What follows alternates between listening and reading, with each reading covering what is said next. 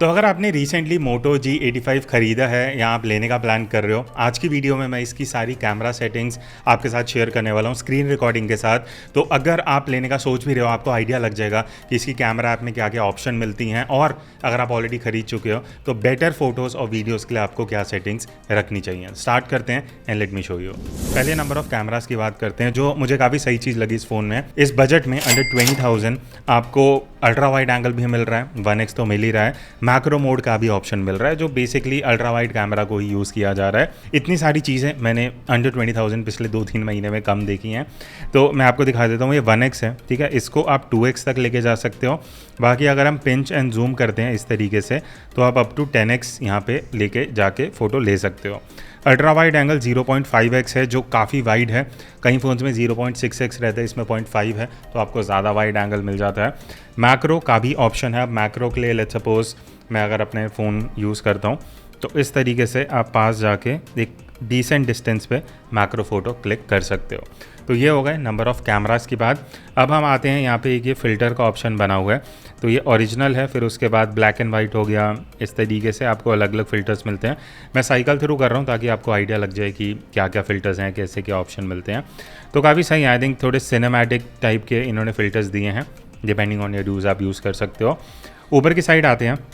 अब यहाँ पे सबसे पहले है फ्लैश। फ्लैश में एक चीज़ अच्छा है, फ़ोटो में ऑलवेज़ ऑन फ्लैश भी दिया गया। इस तरीके से आपकी फ्लैश हमेशा ऑन रहेगी ताकि क्लिक करने से पहले आप देख सको कि लाइट एंड शेडो कैसी आ रही है। इसको आप ऑन एंड ऑफ कर सकते हो, ये ऑप्शन यहाँ पे मिल जाता है। उसके बाद कलर में ना 2 मोड्स हैं, एक ऑटो एनहांस है और एक नेचुरल है। अब नेचुरल एंड ऑटो एनहांस के मैं साइड बाय साइड आपको सैम्पल दिखा दूंगा। आपको बेसिक आइडिया क्या है, जो जब आप ऑटो एनहांस पे जाते हो ना, थोड़ा सा कलर सैचुरेट हो जाते हैं, थोड़ा कॉन्ट्रास्ट बढ़ जाता है। नेचुरल में थोड़ा जैसे नॉर्मली नेचुरल साइड पे कलर्स होते हैं वैसे कैप्चर होते हैं। तो अगर आपको एकदम बूस्टेड कलर पसंद है आप ऑटो एनहांस पे जा सकते हो। मुझे नेचुरल वाला आउटपुट पसंद है मोटो के फ़ोन्स में। उसके बाद टाइमर के ऑप्शंस हैं, वही 3 सेकेंड, 10 सेकेंड या टाइमर ऑफ। फिर एस्पेक्ट रेशियो है 3:4, 1:1। इस तरीके से आप स्क्वायर में भी क्लिक कर सकते हो। फिर 9:16 का भी मिलता है। अब आप देखोगे 9:16, 1:1 किसी में भी मैं जाऊँ, या इवन यहाँ पे फुल स्क्रीन ले लेते हैं तो आप देख रहे हो फ्रेम हमारा क्रॉप हो रहा है। वही अगर मैं यहाँ से 4:3 में जाता हूँ या 3:4 तो ये वाइडर फ्रेम है। तो रीज़न ये है कि किसी और 3:4 के अलावा आप किसी और एस्पेक्ट रेशियो में जाते हो तो आपकी फ़ोटो क्रॉप होती है।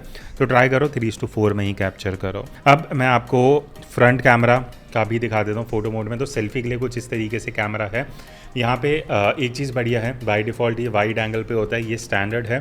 तो सेल्फ़ी में आप हल्का सा वाइड एंगल में आर्म स्ट्रेच अगर मैं करता हूँ तो वाइड एंगल आ रहा है, काफ़ी सही है। सेल्फ़ी के हिसाब से आप इतने वाइड एंगल में शूट कर सकते हो, तो ये एक चीज़ बढ़िया है। अब इसी से हम पोर्ट्रेट मोड पे भी चल लेते हैं। पोर्ट्रेट मोड में भी फ्रंट में इस तरीके से वाइड एंगल भी है और ये 1x वाला भी ऑप्शन है, और आई थिंक 0.8x के आसपास होगा। तो इस तरीके से आप सेल्फ़ी में भी पोर्ट्रेट मोड में क्लिक कर सकते हो। यहाँ पे अगर मैं F में जाता हूँ तो आप ब्लर का स्ट्रेंथ एडजस्ट कर सकते हो, जो रेंज करता है 1 से लेकर 6 तक। 3 पे बाय डिफ़ॉल्ट था तो उसी पे रख देते हैं। बाकी अगर आपको इसके एक्चुअल सैम्पल्स और रिव्यू देखना हो, मेरे मेन चैनल पे है कुणाल मल्होत्रा, वहाँ जाके आप देख सकते हो। तो ये हो गया इसके पोर्ट्रेट मोड का फ्रंट में। रियर कैमरा में अगर मैं जाता हूँ तो वही चीज़ें हैं, यहाँ से आप ब्लर का स्ट्रेंथ एडजस्ट कर सकते हो। एक चीज़ इंपॉर्टेंट देख लेते हैं कि अगर मैं पोर्ट्रेट मोड में फ़ोटो क्लिक कर रहा हूँ और क्लिक करने के बाद क्या हम ब्लर एडजस्ट कर सकते हैं, नहीं कर सकते। तो यहाँ पे मुझे ये दिखा तो रहा है कि पोर्ट्रेट में कैप्चर हुआ है, बट यहाँ ऐसा कोई ऑप्शन नहीं है जहाँ मैं ब्लर इफेक्ट या फोकस पॉइंट एडजस्ट करूँ। अगर मैं एडिट में भी जाता हूँ यहाँ पे तो एडिट में एज सच कोई ऑप्शन ब्लर की मैं एक बार चेक कर लेता हूँ, नहीं है। तो आप क्लिक करने के बाद अपना फोकस पॉइंट या जो ब्लर है उसको एडजस्ट नहीं कर सकते, जो आजकल काफ़ी फ़ोन्स में यही कर रहे हैं ब्रांड्स। नेक्स्ट अब हम चलते हैं वीडियो मोड में। अब वीडियो मोड में नंबर ऑफ़ कैमराज वही आपको मिलते हैं। 1x है, 2x पे आप जा सकते हो। पिंच एंड जूम अगर हम करते हैं तो अप टू 6x आप जा सकते हो। वाइड एंगल है 0.5x, तो वाइड एंगल में आप वीडियो शूट कर सकते हो। और मैक्रो का भी ऑप्शन है, तो मैक्रो भी आप पास जाके मैक्रो वीडियो भी अलग से शूट कर सकते हो। तो ये भी फीचर अच्छा। और मोटो के फ़ोन्स में ये चीज़ बढ़िया होता है, मैक्रो मोड यहाँ पे ही दे देते हैं, वो अलग से कहीं जाके आपको नहीं ढूंढना पड़ता। तो वो एक थोड़ा यूज़र इंटरफेस इसका बेटर हो जाता है। बाकी अगर मैं वीडियो में फंक्शंस की बात करूँ, फ्लैश ऑन एंड ऑफ का ऑप्शन है। स्टेबलाइजेशन जो यहाँ पे है इसको आप ऑफ एंड ऑन कर सकते हो। अब एक डिफरेंस मैं दिखा दूँ, जब स्टेबलाइजेशन ऑन है और जैसे ही मैं ऑफ़ कर रहा हूँ, ऑफ में हल्का सा वाइड हो जाता है, क्योंकि जब आप स्टेबलाइजेशन ऑन करते हो ना, ये इलेक्ट्रॉनिक स्टेबलाइजेशन लगाता है, तो बेसिकली हल्का क्रॉप करके उसको स्टेबलाइज करता है।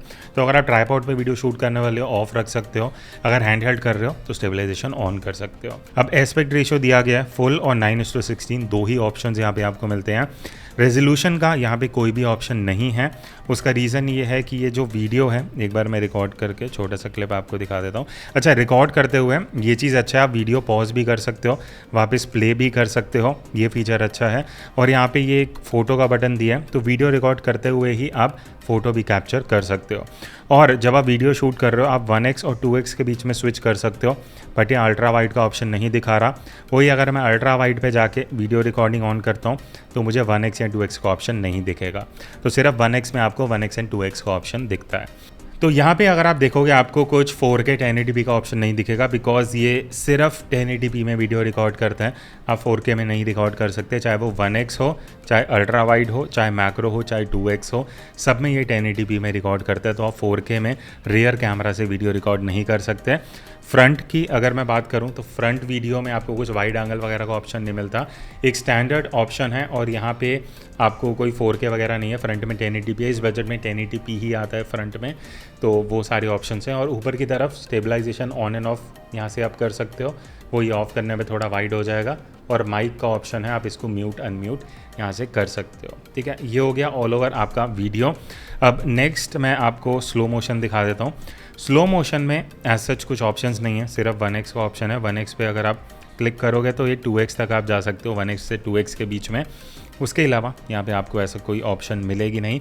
बात करें स्लोमो कितना शूट करता है, अगर मैं यहाँ पे एक छोटा सा क्लिप आपको रिकॉर्ड करके दिखा दूँ। एंड अब हम इंफॉर्मेशन पे जाते हैं वीडियो के।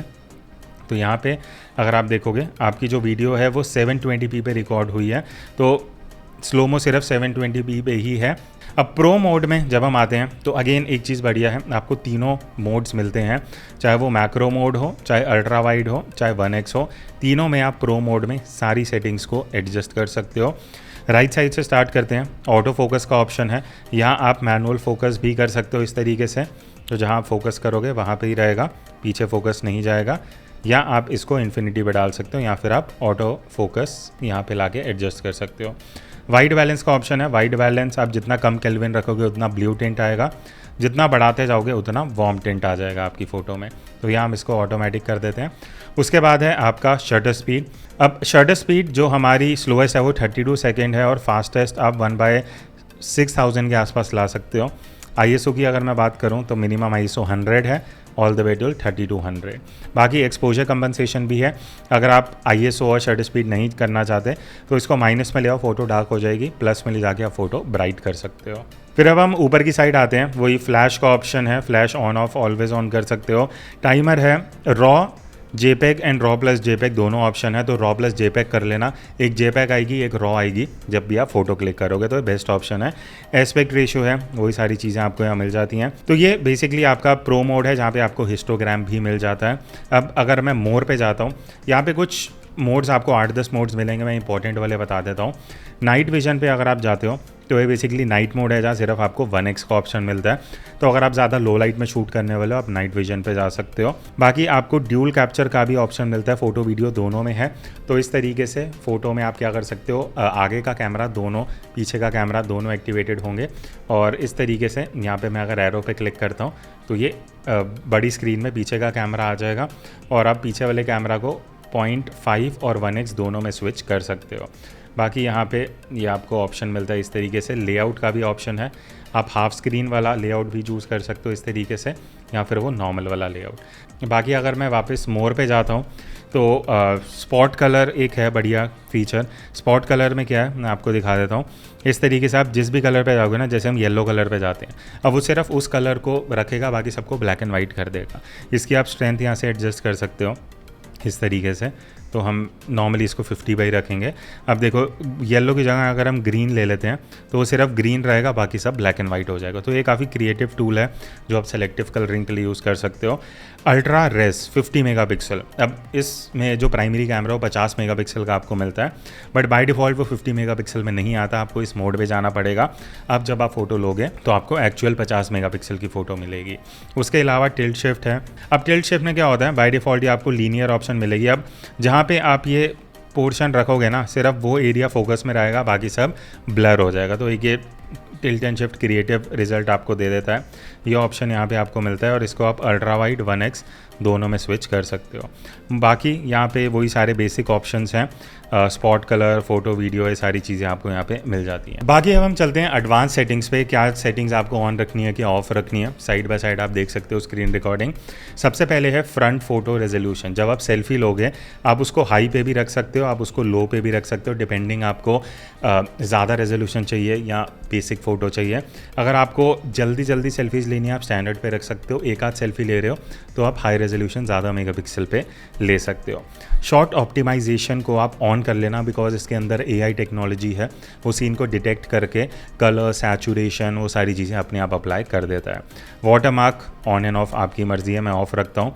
बाकी यहाँ पे AI ऑडियो पे क्या है, अब AI audio is basically like जब आप जूम इन करोगे तो ऑडियो थोड़ा एनहांस कर देता है, जहाँ आप जूम कर रहे हो वहाँ से थोड़ा ऑडियो को बेटर कर देता है, वो वाला फीचर है।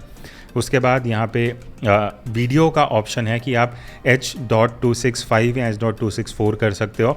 ऑफ इसलिए बिकॉज ये H.264 पे कर रहा है। अगर आप वीडियो सिर्फ शूट करके फ़ोन में ही एडिट करोगे या आप सीधा अपलोड करोगे तो ठीक है, बट अगर आप कोई और सॉफ्टवेयर यूज़ करते हो एडिट करने के लिए तो इसको ऑफ रख देना। सेल्फी मिरर है, अगर सेल्फी में टेक्स्ट या फेस उल्टा सीधा करना है वो आप इसको ऑन ऑफ कर सकते हो। कैप्चर मेथड में आपको 3 ऑप्शन मिलते हैं। जेस्चर सेल्फी अगर आप ऑन कर दोगे तो अगर आप पाम दिखाओगे तो वो सेल्फी खींच लेगा। ऑटो स्माइल कैप्चर, ये खुद डिटेक्ट करेगा, अगर कोई स्माइल कर रहा है तो ऑटोमेटिकली फ़ोटो खींच लेगा। And tap anywhere to capture, आप स्क्रीन में कहीं भी टैप करोगे ये फोकस करके फ़ोटो कैप्चर कर लेगा। उसके बाद शटर साउंड है, वो जब फ़ोटो खींचने में जो शटर की आवाज़ आती है, मैंने इसको ऑफ पे रखा हुआ है ताकि आसपास लोग डिस्टर्ब ना हो। कैप्चर असिस्टेंट में 2 इंपॉर्टेंट टूल्स हैं, इनको आप ऑन कर लेना, असिस्टिव ग्रिड और लेवल। अब इसमें क्या होगा, अगर मैं आपको दिखाऊं स्क्रीन में, इस तरीके से 2 वर्टिकल 2 हॉरिजॉन्टल लाइन और एक बीच में लेवल आ जाएगा। तो जब आपका फ़ोन एकदम सीधा होगा ये लाइन येलो हो जाएगी, जो आपको कॉम्पोजिशन में हेल्प करेगा। बाकी इसके अलावा क्विक कैप्चर का ऑप्शन है जो मैंने ऑन किया हुआ है। अब इसमें क्या होगा, जब आप इस तरीके से फ़ोन को रोटेट करोगे तो ऑटोमेटिकली इस तरीके से आपकी कैमरा ऐप जो है वो ओपन हो जाएगी। अब यहाँ पे एक चीज़ अच्छा है, आपको ऑप्शन दिया है कि ये इस तरीके से ट्विस्ट करने पे आपको क्या करना है, रियर कैमरा या सेल्फी कैमरा, तो वो भी आप सेलेक्ट कर सकते हो।